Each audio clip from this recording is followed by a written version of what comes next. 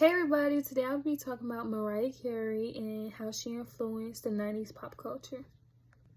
Mariah Carey is an American singer, songwriter, artist, and producer.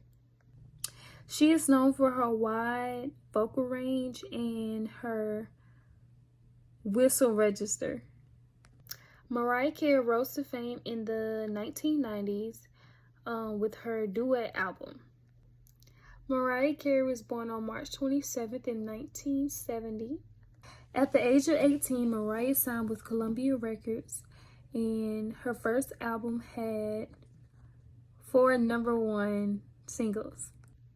As an early child, Mariah Carey's mother put her into singing lessons by the age of 4, where she soon developed a voice that spanned 5 octaves. When she was 18, her and her friend Brenda went to a party hosted by Columbia Records. Her friend convinced her to bring one of her demo tapes so she can give it to Columbia's Jerry Greenberg himself, but she was intercepted by Tommy Mottola, which was the president of Columbia Records. After listening to it on his way home, he immediately wanted to sign her and start on her first album, which resulted in Mariah Carey having 4 #1 hits out of that album. Her second album, Emotions, was released in 1992, which became her 5th #1 single. In 1995, she released Daydream, which had collaborations from hip-hop artists like Boyz II Men, Wu-Tang Clan, and his first single, Fantasy, debuted at #1. In July of 2021, Mariah Carey was admitted to the hospital and was put under psychiatric care after she went through a physical and emotional collapse. She was getting ready to promote her feature in the film soundtrack, which she was released from the hospital 2 weeks after. She was getting ready to do her feature on Glitter and soundtrack that went with it also, but the sales fell through with that, so yeah. In May 22, Mariah Carey signed a deal with Universal Music Group's Island Def Jam Records. In December 22, Mariah Carey released her 8th album, which resulted in a tour, which she had been touring in like 3 years by this time, and it launched in June.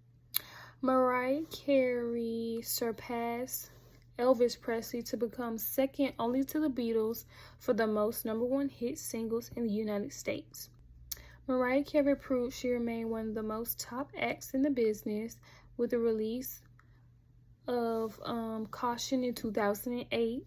In December 2019, Mariah Carey achieved another milestone with her holiday song All I Want for Christmas Is You, hit #1 on Billboard Hot 100. Mariah Carey has sold more than 200 million albums worldwide.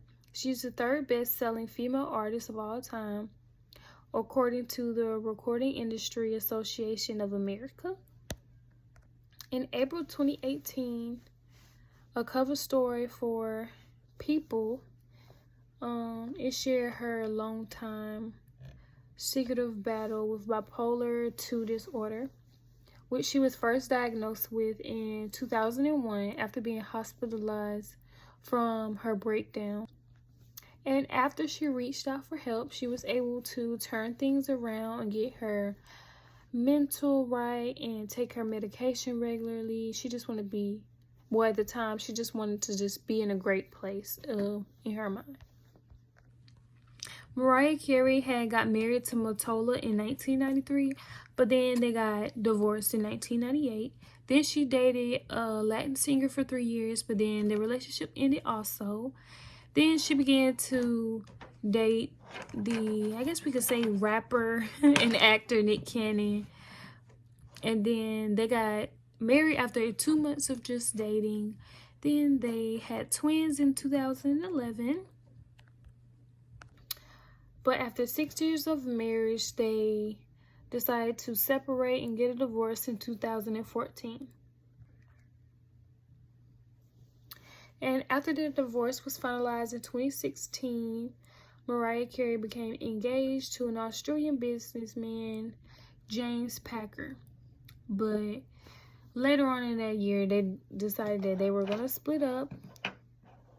And after their, I guess we could say, engagement ended, she decided to date the dancer Brian, who was also featured in her reality show Mariah's World.